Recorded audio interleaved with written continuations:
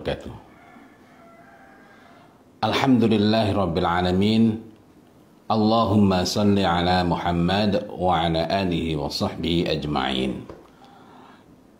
Ketika saya menulis mengenai fiqh wal hurmat, banyak yang bertanya kepada saya, terus apa yang dapat kita lakukan, apa yang dapat dikerjakan oleh orang tua untuk memulihkan kepercayaan anak.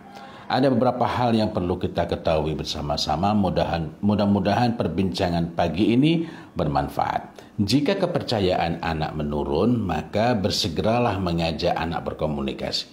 Menurun itu artinya belum sampai hilang, belum sampai rusak sama sekali. Tapi ketika mulai menurun, kita perlu cepat tanggap, kita perlu sigap dengan mengajak anak untuk berkomunikasi. Gali, untuk apa kita komunikasi itu? Yakni untuk menggali, gali dengan tenang apa yang terjadi sehingga kepercayaan anak itu menurun, kepercayaan anak kepada kita itu menurun. Menggali itu artinya kita memang berusaha mengetahui dari anak kita, bukan mencecar, bukan memarahi kenapa dia menjadi kurang kepercayaannya kepada kita. Dengarkanlah mereka dengan baik. Ali bin Abi Thalib radhiyallahu anhu mengatakan, man ahsanal istima' ta'ajjalal intifa. Barang siapa yang paling baik dalam mendengarkan, dialah yang paling cepat memperoleh manfaat. Jadi dalam hal ini jangan tergesa-gesa menjelaskan, karena kita yang sedang perlu memperoleh penjelasan dari dia. Jangan pula tergesa-gesa menasihati. Untuk meluruskan itu kita perlu tahu bengkoknya. Kalau bengkoknya kita belum paham, bagaimana kita akan dapat meluruskan? Seperti itu pula kalau kita belum memperoleh penjelasan, belum memperoleh keterangan yang memadai, yang mencukupi, jangan tergesa-gesa menasihati. Ingat bahwa kepercayaan atau thiqah itu maupun hormat tidak dapat kita perintahkan. Kita bisa saja mengatakan kamu harus percaya pada orang tua, tetapi kepercayaan itu bukanlah sesuatu yang tumbuh dengan suruhan, melainkan sesuatu yang tumbuh, yang hidup dari pengalaman anak berinteraksi dengan kita. Sebagaimana saya sampaikan bahwa setiap anak itu lahir dalam keadaan percaya kepada kita. Kitalah yang merawatnya atau kita yang merusaknya. Nah, adapun hormat itu kalau kepercayaan itu masih ada, fiqh masih ada, hormat itu akan ada, bisa ditumbuhkan, kita bisa menumbuhkan. Jadi secara sederhana jangan buru-buru meluruskan jika belum tahu bengkoknya di mana. Nah, untuk tahu bengkoknya itu kita lebih memerlukan telinga daripada lisan kita. Dengan apa kita menggunakan telinga kita? Dengan dialog. Dialog sehingga kita mendapatkan informasi, kita dapat menangkap perasaan anak, kita dapat menggali apa yang difikirkan, apa yang terjadi pada anak terhadap diri kita, bukan mencecarnya dengan pertanyaan-pertanyaan. Tidak kalah penting adalah kesediaan kita untuk menakar diri kita. Terjaga tidaknya kepercayaan anak sangat ditentukan oleh interaksi kita dengan anak-anak kita, terutama dalam menegakkan perintah Allah Subhanahu wa ta'ala untuk berbicara kepada anak-anak kita dengan qaulan sadida, perkataan yang benar, perkataan yang lurus, tidak mengandung kebohongan, tidak menutup-nutupi kebenaran, mau mengakui kesalahan. Ada beberapa situasi yang mungkin terjadi sehingga thiqah, kepercayaan pada diri anak terhadap kita sebagai orang tua ini berkurang atau bahkan rusak. Na'udzubillahi min dzalik. Maka mari kita periksa diri kita. Nah, ini yang kadang-kadang orang tua tidak mau melakukannya. Karena seolah-olah ketika kepercayaan anak itu menurun, kesalahan sepenuhnya ada pada diri anak. Padahal ketika kepercayaan anak kepada orang tua menurun, maka yang perlu pertama kali diperiksa adalah mengenai diri kita sendiri sebagai orang tua. Jadi mari kita periksa diri kita, kemudian setelah itu berbenah. Ada beberapa hal yang perlu kita periksa, yakni pertama, jika kita lalai. Jadi kesalahan itu bisa karena lalai, dan yang kedua Apa yang perlu kita perhatikan jika kita sudah melakukan banyak kesalahan, sangat banyak kesalahan, sehingga kepercayaan anak kepada kita itu rusak. Bukan cuma mulai menurun itu artinya masih ada, masih tinggi, dan mulai menurun atau mulai berkurang. Ya.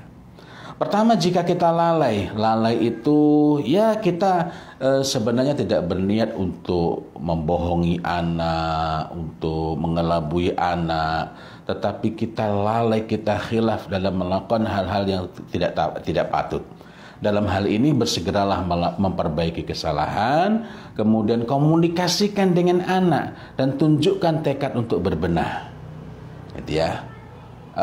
Apakah itu dengan minta maaf? Boleh dengan minta maaf, tetapi meminta maaf bukanlah untuk menutupi kesalahan. Jadi meminta maaf itu sebagai tindak lanjut ketika kita memang telah memiliki tekad untuk berbenah, kita tunjukkan kepada anak tekad kita untuk berbenah, dan kemudian kita iringi dengan meminta maaf. Bukan menjadikan minta maaf sebagai senjata.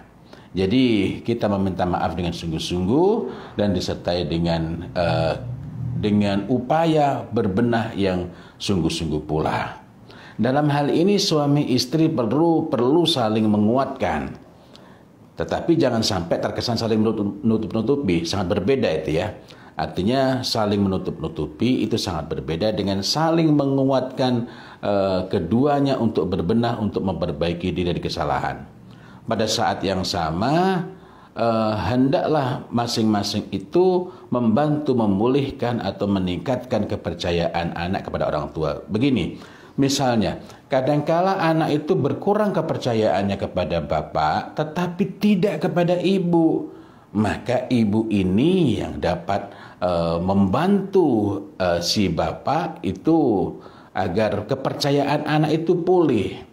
Dengan kata lain, tatkala kepercayaan itu melemah, kepercayaan anak itu menurun terhadap bapaknya, maka ibu itu dapat menguatkan suaminya, dan pada saat yang sama si ibu itu dapat berkomunikasi dengan lebih intens, dengan lebih baik terhadap anaknya untuk membantu memulihkan kepercayaan anak dan meningkatkan. Jadi setelah memulihkan, setelah itu meningkatkan kepercayaan anak kepada bapaknya itu. Ini sekedar sebagai ilustrasi saja, gitu ya. Jadi sebenarnya tingkat kepercayaan anak kepada orang tuanya itu bisa berbeda, kepada bapaknya berbeda dengan kepada ibunya.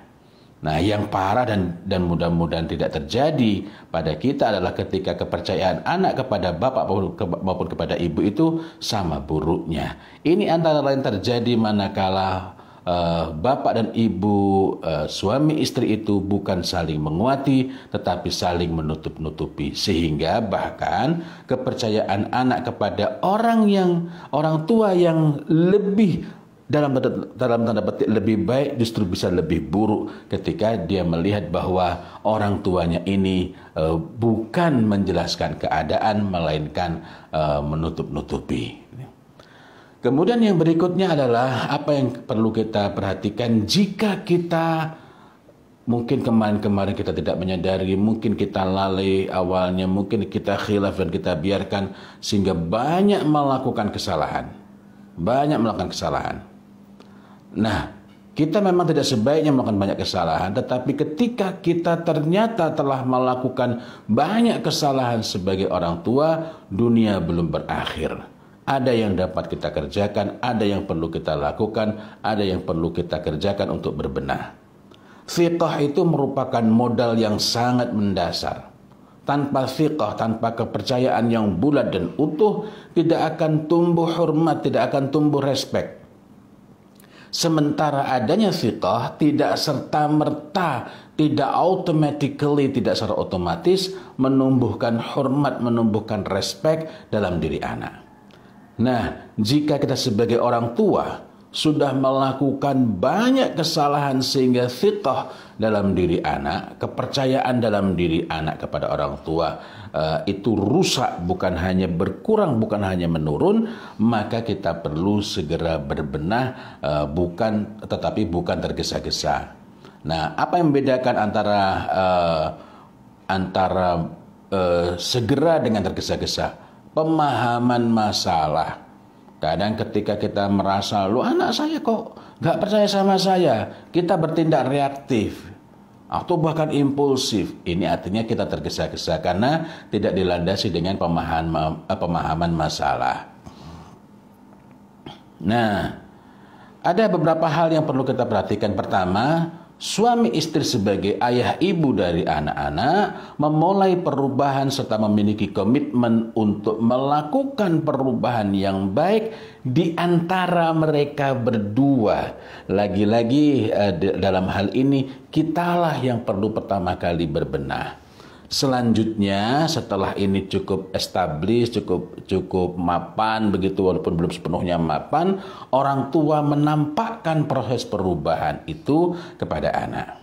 Yang kedua, jika sudah mulai stabil proses perubahan itu, komunikasikanlah dengan anak mengenai apa yang terjadi. Jadi sebelumnya anak itu sudah mulai melihat, dan setelah itu kita mengkomunikasikan kepada mereka. Sampaikanlah kepada mereka komitmen Anda, komitmen kita sebagai orang tua, komitmen kita sebagai pribadi untuk perubahan, untuk keadaan yang lebih baik. Jadi ketika sudah ditampakkan duluan, setelah itu baru kita komunikasikan, anak akan lebih mudah menerima. Nah, setelah itu barulah kita ajak dialog. Ajak anak berdialog, minta masukan kepada mereka mengenai apa yang perlu kita perbaiki dari diri kita, kekurangan apa yang perlu kita benahi, serta kesalahan yang perlu kita koreksi sebagai orang tua maupun pribadi. Tunjukkan bahwa kita ini siap menerima apapun yang mereka sampaikan. Dalam hal ini sama sebagaimana hal awal yang saya sampaikan, jangan berusaha untuk ngeles. Boleh menjelaskan alasan untuk hal-hal yang mereka kritik dari kita misalnya, sementara kita memandangnya sebagai hal yang baik, tetapi perhatikan agar mereka tidak sampai menganggap sebagai sikap ngeles, dan memang kita jangan ngeles. Jadi sikap yang harus ada itu bukan ngeles gitu ya. Menjelaskan itu adalah agar anak paham, tetapi yang terpenting ialah adanya penerimaan, adanya pemahaman dari anak terhadap kita. Nah, kemudian yang keempat, sesudah 3 langkah awal berjalan dengan baik, barulah kita mengajak anak berubah. Perhatikan di sini, jadi bukan langsung gitu ya, melompat. Kita menunjukkan komitmen untuk berubah, dan itu sudah kita mulai. Lalu mengajak mereka berubah dengan arah perubahan yang jelas, dengan dasar yang kuat dan jelas pula. Nah, langkah ini sekaligus bermanfaat untuk memulihkan kepercayaan anak dan bahkan sikap hormatnya, insya Allah.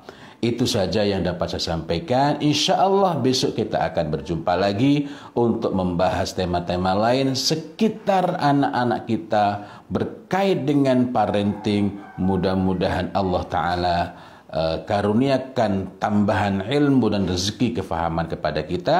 Mudah-mudahan Allah Ta'ala ridha dan barakahi majelis singkat kita ini. Dan mudah-mudahan Allah Ta'ala baguskan anak-anak kita serta keluarga kita dan keturunan kita.